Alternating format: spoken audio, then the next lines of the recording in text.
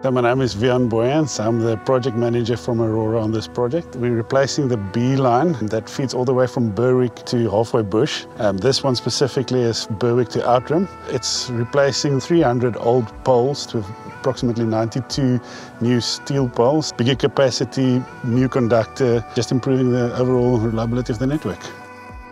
It's quite a fast-paced project doing this steel pulse installation. It's a first of a kind for Aurora. Currently there's 3 lines, but it will be reduced to only 2, the A and B. And the C will also be removed out of private property where the A and B line will be in road reserve. This is obviously a new pole. It's got 100 years life expectancy. Hopefully zero maintenance, whereas the old poles needs to be a lot of maintenance. It's an old infrastructure. My name is Shane Spicer. I work for Delta.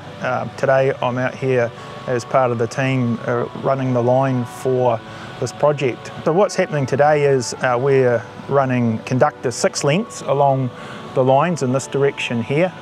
We use the helicopter for a number of reasons, and not the least it's the most cost effective because it's quite quick to do. When it's in the air and moving along, it's not looking terribly fast, but when you stand by the drum that it's playing off, it is actually going off at quite a pace. So 1.5 kilometre in round numbers is the distance that we're doing today. The helicopter will connect to the conductor that we're pulling out.